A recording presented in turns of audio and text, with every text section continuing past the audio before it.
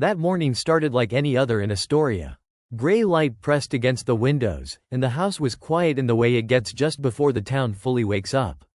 I sat at the kitchen table with a mug of coffee that had already gone cold, staring at nothing in particular. The Tide schedule lay folded beside me, something I checked out of habit, not need. Lauren's phone was on the counter between us, plugged in, screen dark. She'd left it there when she went to shower, careless in a way she hadn't been for months. I wasn't looking for anything. I wasn't suspicious in that moment. I was just sitting. The screen lit up without sound. A single message preview, bright against the dim kitchen. Not her name, not work, something informal, familiar. I didn't touch the phone. I didn't need to. The words were enough. They sat there, exposed, saying more by what they assumed than by what they explained. There was no confusion in them. No hesitation. Just continuity. I remember noticing how steady my hands were. No rush of blood, no heat behind the eyes. Just a clear, immediate understanding that whatever I thought my marriage was, it had already moved past me. Lauren was still in the shower when the screen went dark again. By the time she came back into the kitchen, I was still sitting there, the coffee untouched, already aware that something irreversible had happened, and that nothing I said would change it. Before that morning, my life followed a pattern so steady I rarely questioned it. I worked the docks outside town. Long shifts that started before most people were awake. The river dictated everything out there. When ships came in, when crews moved, when you waited. I liked that. The rules were clear. You showed up, did your part, and went home tired but honest. Astoria was built for routine. Same streets, same diners, the same faces nodding at you year after year. Lauren and I fit into that rhythm once. We bought our house when things still felt simple. Back when decisions were made together instead of announced. It wasn't big, but it held warmth well enough, and in winter the sound of rain on the roof made everything feel contained. Lauren worked across the bridge in marketing. At first, it was just another job. She'd complain about deadlines, office politics, clients who didn't know what they wanted. Normal things. Over time, though, her work began to follow her home. She came back later than she used to, shoulders tense. Phone already in her hand before the door fully closed. Dinners became quieter. Not uncomfortable, just reduced. We talked in summaries instead of details. She'd say she was exhausted, that everything was moving fast, that she needed to stay sharp or risk falling behind. I listened. I believed her. I told myself ambition had a cost and that supporting your spouse meant accepting the distance when it showed up. The first real change was subtle. A different perfume appeared in the bathroom cabinet. Sharper. Expensive. Not something she'd worn before. She said she wanted to feel more professional, more confident. I didn't argue. It wasn't my place to question how she presented herself to the world. Her clothes changed too, gradually enough that I almost missed it. Better cuts. More intention. Things chosen to be noticed. She spent longer in front of the mirror, adjusting, checking, rehearsing an expression I didn't fully recognize. When I commented, she smiled like I'd misunderstood the point. The phone became constant. It stayed close, always within reach, always face down. Notifications came and went without sound. When it lit up, she glanced fast, then away, like reflex. Calls were taken in the hallway, sometimes outside, voice lowered just enough that I couldn't hear words, only tone. If I passed by, she paused. That pause mattered more than the call itself. She started coming home later, but not consistently enough to be obvious. Certain nights repeated themselves. Certain explanations came prepackaged. She sounded prepared, not defensive. As if she'd already decided what version of the truth I'd receive before I ever asked. I noticed other things too. She showered the moment she got home some nights, like it was necessary, not relaxing. She laughed at her phone in a way she didn't share. When I asked what was funny, she brushed it off, already moving on. I didn't check her messages. I didn't follow her. I didn't confront her. Part of that was pride. Part of it was fear. I believed that once you start looking for proof, you're admitting you already know what you'll find. So I stayed inside my routines. Work, home, bills, repairs. I kept things running. From the outside, nothing looked wrong. We still shared a bed. Still made plans weeks out. Still spoke kindly. But kindness without presence has a hollow sound. By the time that message appeared on her phone that morning, it didn't create the truth. It confirmed something that had been forming quietly for a long time. Something I had sensed but refused to name. That moment didn't break my life. It clarified it. After that message, something in me went quiet in a way I hadn't felt before. Not numb, not broken, just reorganized. Like a switch had been thrown and the noise in my head finally lined up into a single, clean channel. I still went to work. I still packed my lunch the same way. Still drove the same roads with the same gray sky over the river. But my attention changed. I stopped filling in gaps with optimism. I stopped treating every odd detail like it needed a generous explanation. Before, when Lauren was late, I'd tell myself she was trapped in meetings. When she guarded her phone, I'd call it professionalism. When she came home with a different smell on her clothes, I'd blame restaurants, crowds, city air.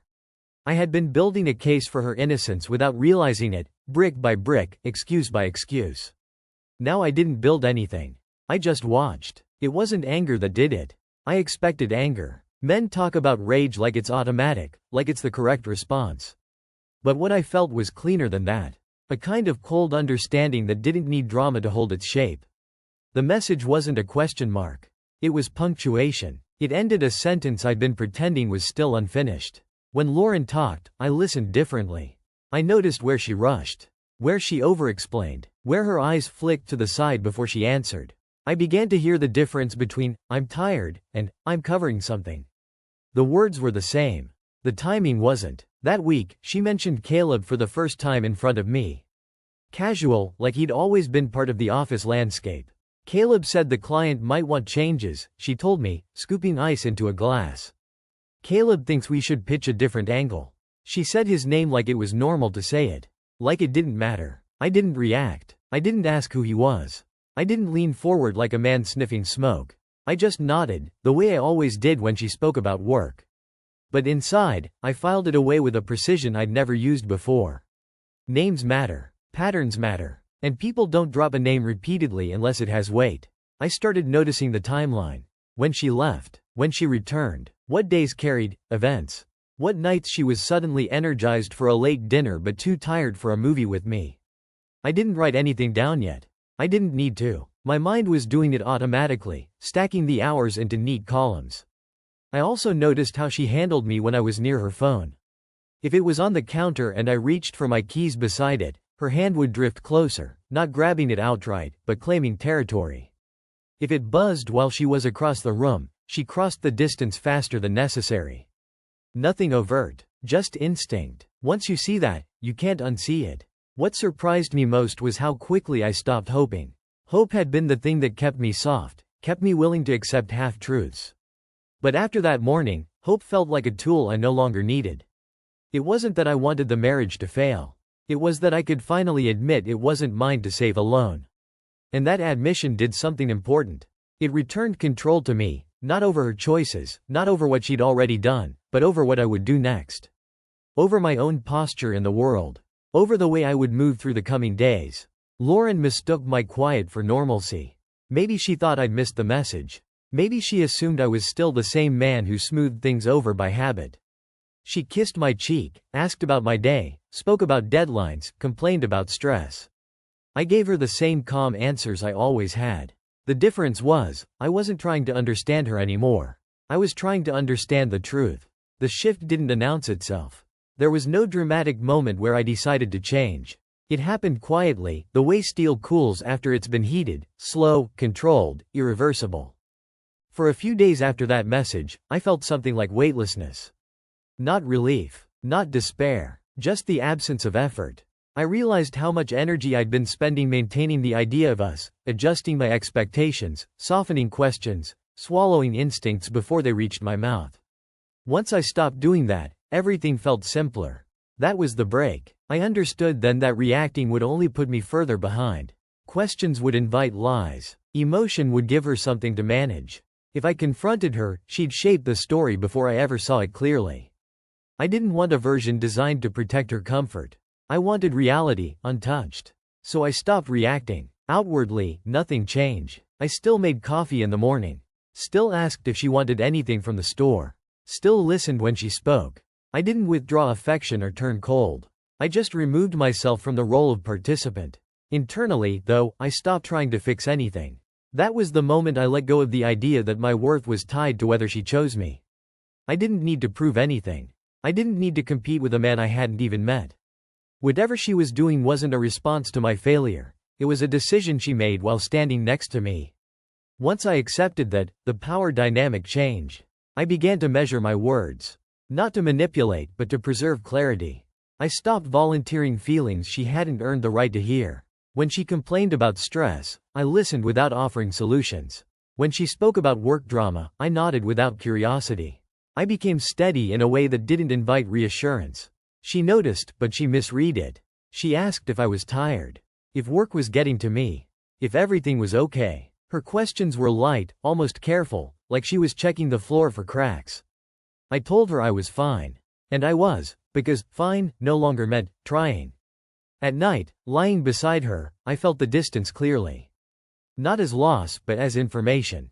I paid attention to how often she turned away, how she held her phone close even while sleeping, how her body responded to touch more out of habit than desire. I didn't reach for her to confirm anything. I let the silence speak. What surprised me most was how calm I became. Without the constant urge to repair, my thoughts organized themselves. I slept better. I focused more at work. I started thinking ahead, not emotionally, but practically. Finances, timelines, options. This wasn't revenge. It wasn't strategy in the dramatic sense. It was self-preservation. I understood something important during that period. Once trust breaks, the relationship doesn't end immediately. It enters a suspended state where one person knows the truth and the other assumes control. That imbalance can only exist for so long. I wasn't waiting to catch her. I was waiting to see her clearly. And in that waiting, I reclaimed something I hadn't realized I'd given up. My ability to stand still without needing her to move toward me. Once I stopped reacting, observation came naturally. It didn't feel like spying. It felt like standing still long enough for motion to reveal itself. I didn't follow Lauren. I didn't check her phone or trace her steps. I just paid attention to what already crossed my path. Patterns don't hide from patience. They repeat themselves because they assume no one is counting. Caleb's name started appearing more often. Not dramatically, not in a way that sounded rehearsed. It slipped into conversation like a familiar tool she'd grown comfortable using. Caleb thinks the client will push back. Caleb already handled that. Caleb's been swamped too. She spoke about him with ease, without tension, which told me more than defensiveness ever could. I learned his schedule without asking. Certain nights Lauren stayed late lined up too neatly with the nights she mentioned him most. Certain weekends she suddenly needed to network corresponded with events his company sponsored. She didn't coordinate these details consciously. That was the mistake. When people feel secure in a lie, they stop protecting its edges. Astoria isn't large enough for lives to stay separate. I started noticing him without trying. Once at a coffee shop near the river. Another time at a supply store on Marine Drive. He moved through town like someone who enjoyed being seen, relaxed posture, easy smile. The kind of confidence that comes from believing consequences are for other people. I didn't approach him. I didn't stare. I just noted. He talked too much. Not to me, but to anyone who'd listen. You could hear him from the next table, laughing, telling stories that placed him just slightly above everyone else in the room. Success stories. Insider stories. Stories where women were impressed and men were secondary characters. What struck me wasn't arrogance. It was repetition. Same phrases. Same jokes. Same posture. He performed himself the same way no matter the audience. That told me he wasn't adapting, he was recycling. Back home, Lauren's behavior sharpened into clarity. She became more guarded when relaxed, more relaxed when she thought she had control. On nights she came home late, she was energized, almost light. On nights she stayed in, she was distracted, irritable, restless. The contrast was clean. I noticed how she dressed differently depending on where she said she was going. Meetings had one look, drinks with coworkers had another. Her excuses grew smoother, but her presence grew thinner. She was physically there, emotionally preoccupied, like someone waiting for the next cue. I began to understand that this wasn't about passion or escape. It was about pattern. Caleb didn't feel dangerous to her because he felt familiar. He was practiced. He knew how to mirror interest, how to flatter ambition, how to make a woman feel chosen without actually choosing her. Once I saw that, the situation stopped feeling personal. That was important. I stopped asking myself what I lacked. I stopped measuring myself against a man whose entire identity depended on being measured. I saw him clearly, as someone who moved through people the way he moved through rooms, leaving impressions but no foundations. Facts accumulated without effort. Dates, names, places. I didn't record them yet, but I could if I needed to.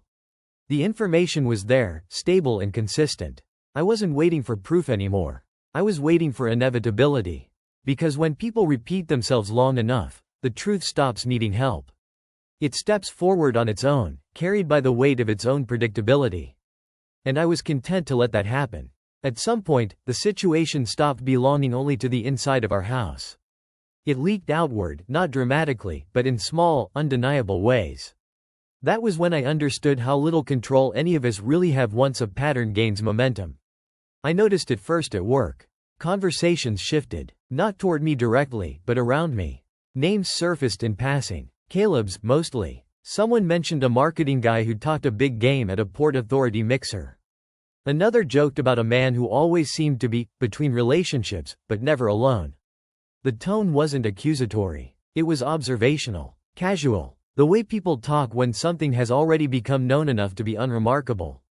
I didn't join in. I didn't react. I just listened. Astoria has a way of circulating information without ever calling it gossip.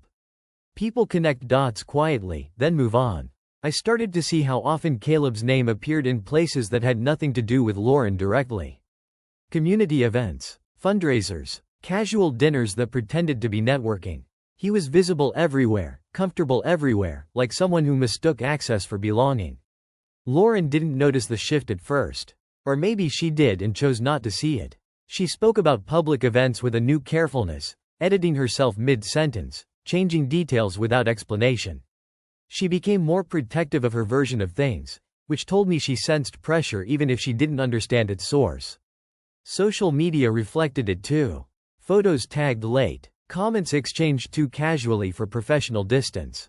Inside jokes written in plain sight. Nothing explicit, nothing that would convince someone looking for scandal, but enough to confirm familiarity to anyone paying attention.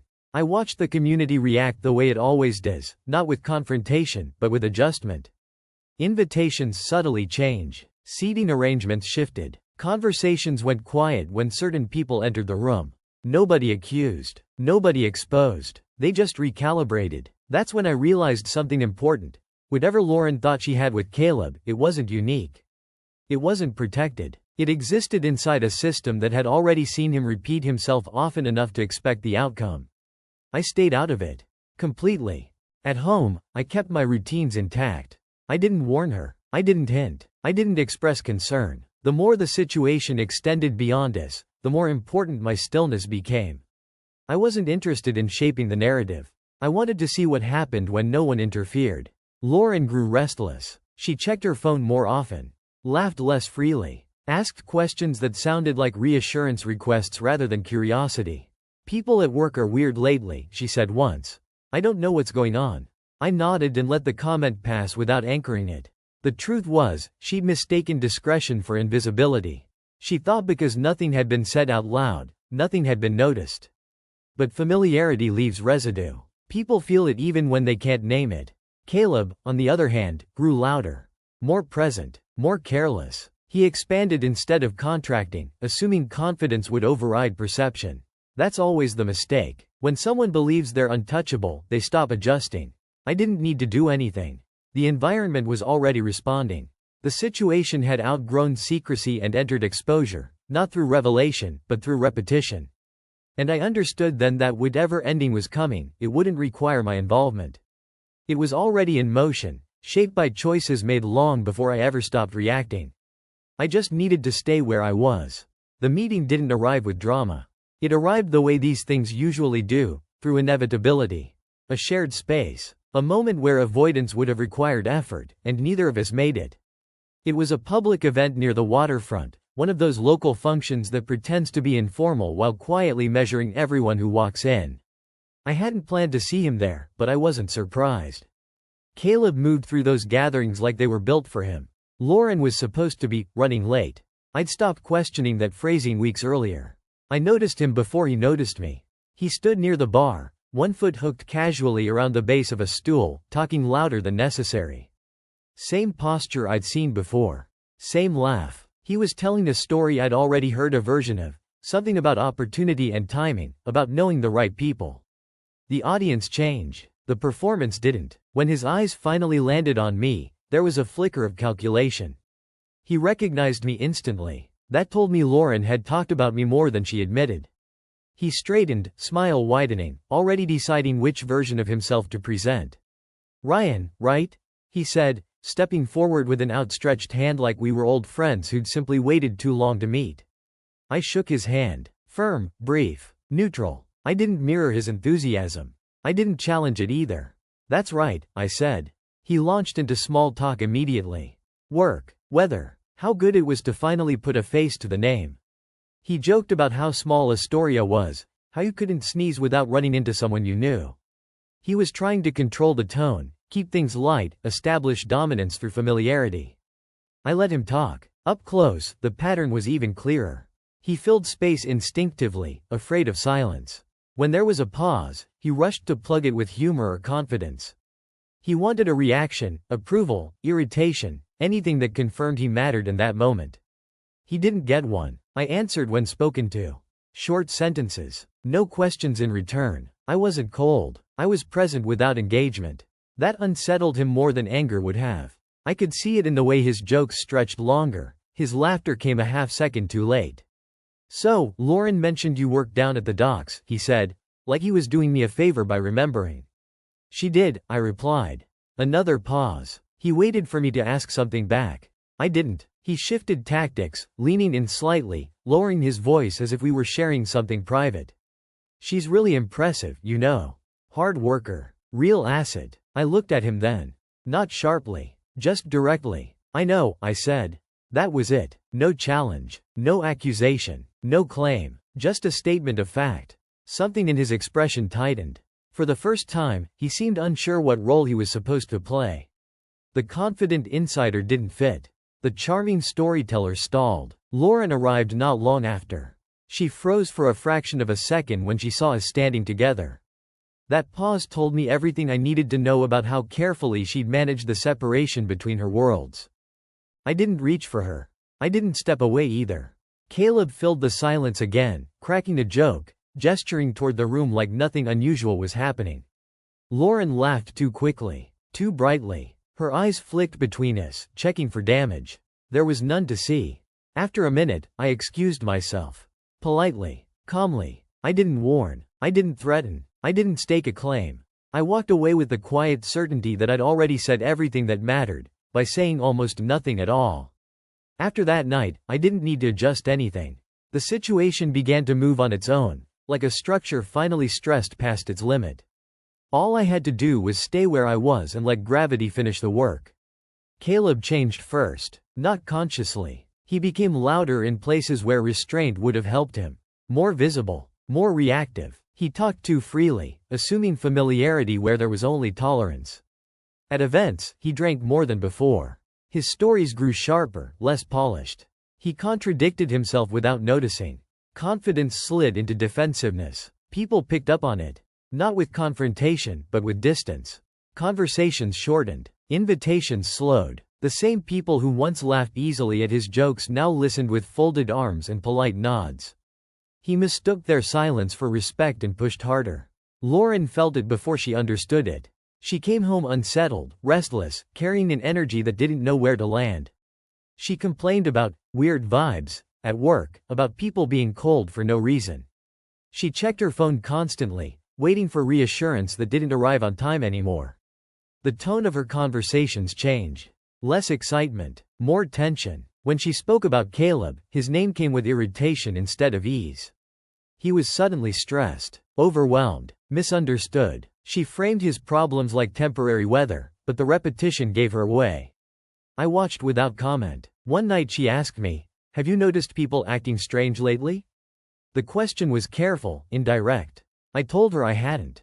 That was true. I'd noticed people acting exactly as expected. The realization hit her slowly, then all at once.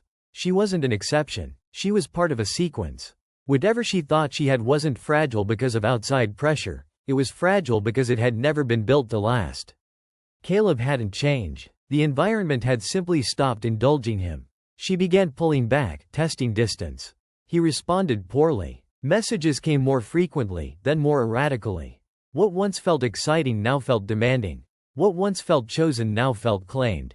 She didn't tell me this directly, but I could see it in the way she held her phone, in the irritation she couldn't fully hide. I didn't intervene. I didn't offer perspective or comfort. This wasn't my process to guide. The truth has a way of surfacing when no one rushes to manage it. Caleb's need for control became visible.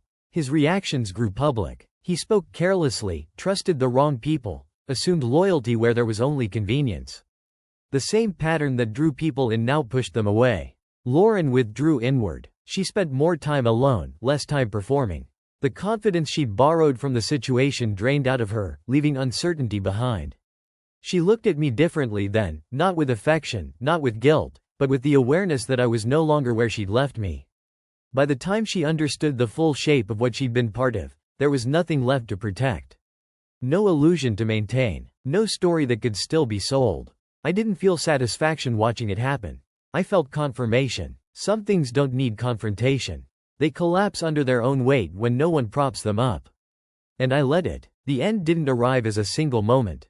It came in increments, each one quieter than the last. By the time it was undeniable, there was nothing dramatic left to say. Lauren was the one who finally spoke first. Not with a confession, not with tears. Just a statement delivered carefully, like she was testing the weight of it before setting it down. She said she was confused. That things weren't working. That she didn't know who she was anymore. She avoided specifics, avoided names, avoided timelines. I let her talk until she ran out of words. When I answered, my voice surprised her. Calm, even, not detached, but finished. I told her I understood more than she thought. That I wasn't interested in explanations designed to soften impact.